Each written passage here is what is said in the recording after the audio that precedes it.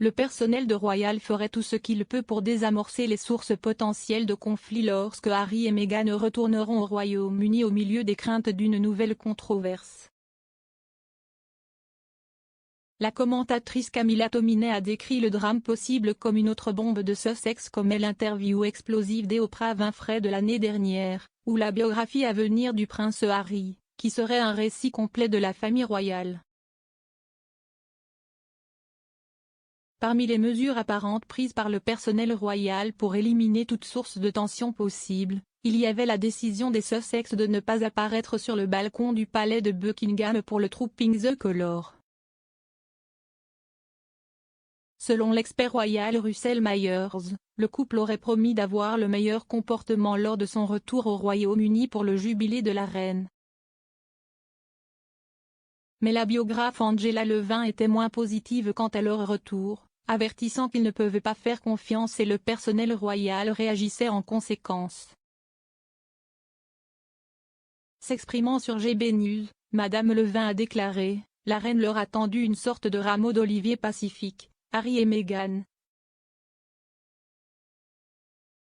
CST, parce qu'elle veut que tout le monde fasse partie d'une famille. » Madame Levin a poursuivi, « Mais je ne pense pas qu'on puisse plus faire confiance à Harry et Meghan », ajoutant, « Nous ne savons pas si les gens de Netflix sont là, mais je sais qu'ils bénéficient d'une sécurité supplémentaire. »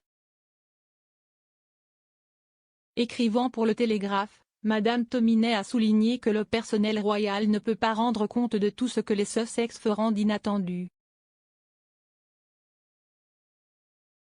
Elle a déclaré, pourtant, alors que le palais garde le contrôle des engagements officiels, le couple prévoit d'y assister, ils sont sur la liste des invités pour le service de Thanksgiving de vendredi à la cathédrale Saint-Paul, bien que probablement pas dans la procession royale, les pouvoirs qui semblent avoir peu de connaissances sur leur plan non officiel.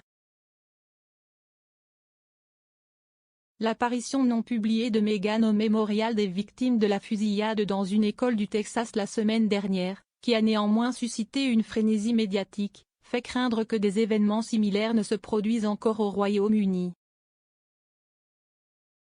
Leur visite est claire pour voir Sa Majesté au château de Windsor en route vers les Jeux Invictus du mois dernier à La Haye a semblé surprendre les observateurs royaux, alimentant davantage les craintes d'un comportement imprévisible. Madame Tominey a mis en garde contre un cirque suivant chacun de leurs mouvements pendant le jubilé de platine. La possibilité que l'accord Netflix de Harry et Meghan ait un impact sur les célébrations aurait également été un sujet d'anxiété considérable pour le personnel royal. Le géant du streaming n'a pas demandé d'accréditation pour filmer les événements publics du jubilé.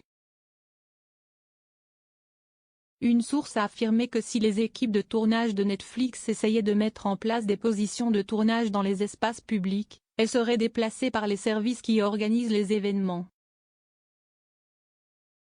Le duc et la duchesse de Sussex ont déjà voyagé avec une équipe de tournage de Netflix lors de leur voyage à La Haye le mois dernier. Alors que leur équipe a nié qu'une émission de télé-réalité soit en préparation, la page de potins de célébrités américaines Page 6 a rapporté que Netflix filmait une série docu-série à la maison avec le duc et la duchesse de Sussex. Pendant ce temps, il existe plusieurs organismes de bienfaisance britanniques avec lesquels la paire est toujours liée, et on ne sait pas s'ils viseront à renouer avec eux. Ils conservent leur parrainage de Well Child et Smart Work, tandis que Meghan est censée être restée en contact avec les femmes de la Hub Community Kitchen à Grenfell Tower.